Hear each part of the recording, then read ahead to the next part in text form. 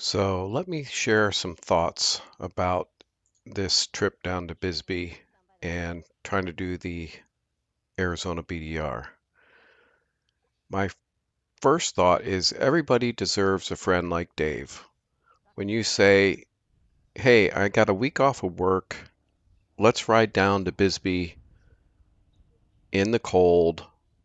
It's going to be a 6 hour ride down and probably a 6+ hour ride back home because we're going to hit a lot of dirt. And then he says, what time we leaving?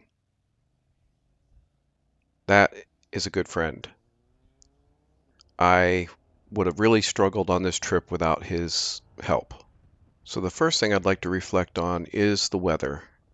So again, it was colder than I expected. And while it was cold, it was not unbearable.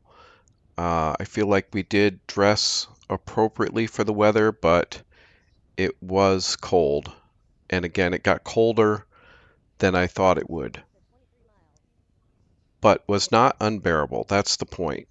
And I didn't pick this week off of work. That was chosen for me, and I saw a window. I just knew I didn't want to come down here and attempt the Arizona BDR in the heat of the summer. Um, if I would have had my choice, I think a good time to do this might have been October. I don't know. Uh, you know, it would have been nice if it was in the 70s, I would say. But it was what it was, and I don't regret going. I had a great time. The other thing I'd like to reflect on is the motorcycle itself. So it's a 2021 Honda Africa Twin Adventure Sport, and I bought it January 2nd. So I knew this week was coming up, and I had planned on going on my Kawasaki KLR 650, but I'm glad that I decided to go with this bike. While it is a little on the heavy side, it does everything else really good. Um, I like the driver modes and everything else that the bike has, although it took me a while to get used to, especially this being an automatic motorcycle. And I at first did not know how to turn off the rear ABS, but after watching a video and everything, I was able to figure it out. So that was huge. And the fact that I could put it in manual and use the triggers to shift when I wanted it to shift. Again, off-road, it's much better to have it in the what I call semi-automatic manual mode and have the rear ABS off. But the bike performed excellent. I was able to keep up with Dave, and that was important because a lot of times on the KLR 650 I would fall really far behind. So I feel like this was the better bike. It was the right bike for this trip, and I'm happy that I was on this bike. Now, one of the biggest mistakes that I made was in the navigation part. I did bring along the Arizona BDR Butler map, so I had that for reference, but it is hard to see. You almost need a magnifying glass to read it. I also downloaded the route, and I have an app on my phone, and it's called DMD Navigation. I think it's DMD2, but it's an app you download. It's supposed to be the motorcycle navigation solution. It's for Android, and I have a Bison phone that is an unlocked phone, and it has a GPS in it. Now, the mistake that I made while I had the Arizona BDR map on this phone, I did not know how to use the DMD navigation. I assumed it was going to be like Google Maps, but it wasn't. And so the problem that I ran into was I would pull up the map on my phone and I could see myself on the map, but as I traveled, the little arrow icon that showed me on the map would go off the edge of the map as I traveled down the road, but the map wouldn't stay with me. It wouldn't move with me, if that makes any sense. So I did not know how to make the app stay with me like Google Maps does. And again, with Google Maps, you put in a destination and it shows you turn by turn and stays with you. You're always centered on the map, or you can hit recenter. Well, there was nothing on this app that I could find. I also, all the settings on the app were in kilometers and kilometers per hour. I did not know how to change it into miles per hour or show me, how many miles in distance. And again, I looked through all the settings. I could not figure it out. I'm sure there's a way to do it, but so my fault for having this app with the map, everything I needed, but I didn't know how to use it correctly. So I also would like to say that the DMD navigation app, I think, is a good tool.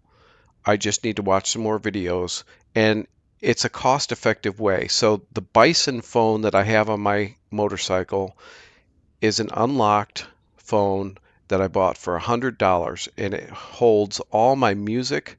I have probably 250 songs on there that I listen to while I'm riding.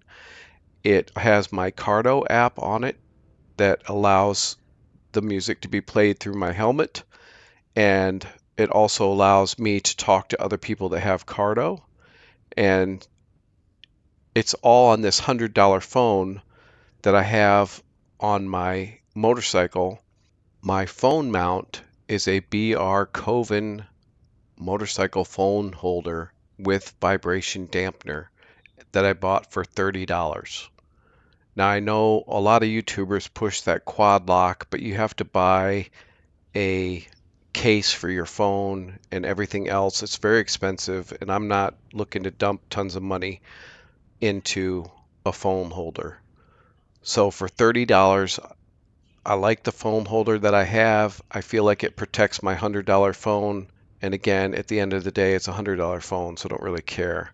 You can probably find cheaper ones, but this one I think is pretty cost effective. And again, I have not had any problem with the phones that I've put in it.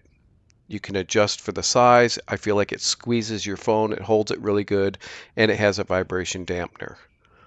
So for 30 bucks, I feel like you cannot go wrong. So going back to the whole navigation thing, again, while I had the map on my phone, it wouldn't stick with me because I didn't know how to use it. We ended up not following the Arizona BDR exactly. In general, we followed it. Again, if you look from, we went through Mammoth all the way down to Bisbee. We started in the right place. We went up to the overlook, and then when we were going down, there was the actual Arizona BDR makes a left where I had said, "Oh, I think Dave's going the wrong way." He kind of passed me, and I was like, "I think." But when we were looking at the map, we were like, oh, we just need to stay right, which is what he did, and it was fine. But we didn't follow the Arizona BDR exactly. But we still hit a lot of the main points. And I gotta say, once we got off the dirt and we were at that Parker Canyon Lake, we took that road 83 that you're seeing now up until we jumped on the I-10, and then we headed over to Tucson for lunch. But that Road 83 was a ton of fun. It was really curvy at the beginning, and then it opened up and a lot of long straightaways with a bunch of curves. So a great motorcycle road. Again, it's not part of the official Arizona BDR, but it was a great experience. We had a lot of fun riding that road. So to wrap everything up, it was cold, but it was bearable. The motorcycles ran great and we didn't have any problem. The stay at the Castle Rock Inn was enjoyable. The rooms were small, the shower was small, but again, it was acceptable. and enjoyable. We didn't really know where we were going, but we made our way and we had a great time. We made the journey down. We hit a lot of off-road. Matter of fact, on the way down, there was like 50 miles of gravel road that I didn't really cover that much, um, and that was a ton of fun. That's the one where the cow was in the middle of the road, but I didn't record a lot because I wanted to save my um, memory card for the actual BDR, which ended up not being that much. But that's one of the things that when you're shooting video, you don't know. Again, you don't know what you don't know. And I've never ridden it before, but I was thinking I wanted to film the start of the BDR and I was going to film the whole thing. And so I wanted, I only have my one camera and it only holds so much. I think at this resolution that I shoot at, which is 2K, I can shoot up to 4 hours of video. So I wanted to get as much of that as I could. So I was limiting myself what I was recording on my way down, which was a mistake. I should have recorded that 50 miles of gravel road that we did before we got to Bisbee. That was a good run. It was fantastic. So it is what it is. We had a great trip and we made it home safe. And that's really, all we wanted anyway. It was a great experience though. So I guess I recommend, like, if you guys are out there and want to have a good time, go down, do what we did. Go up the Coronado Overlook Pass, stay straight on that road. It'll come out Parker Canyon Lake and take that road 83. You will not be disappointed. Just do it safely.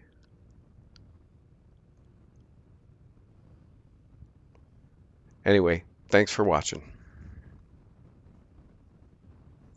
So we're in Tucson right now. We just had lunch at that place right over there. Italian. But that thing looks like a castle up there. I don't know, thought I'd just get this mountain range here for a minute while we're waiting for the light to change. And we're on our way home.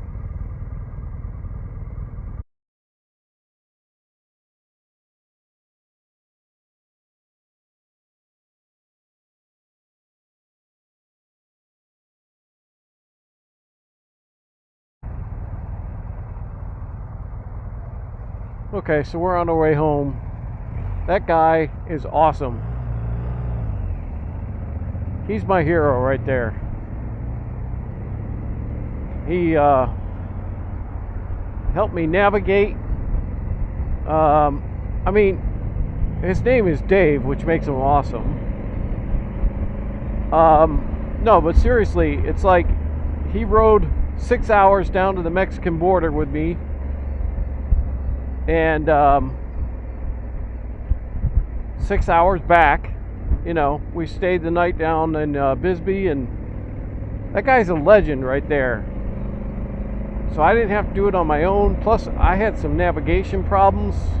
I might talk about that later. But, yeah, he's just stand-up guy. Just couldn't ask for any more. And I might add, this motorcycle was phenomenal. Again, if I had to do the same thing on a KLR 650, it would have taken me twice as long. I would have been a lot more uncomfortable.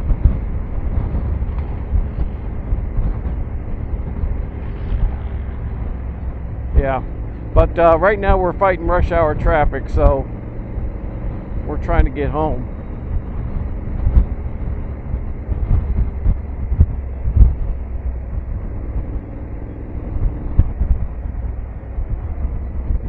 All right, well, I think I'll cut it here, and thanks for watching.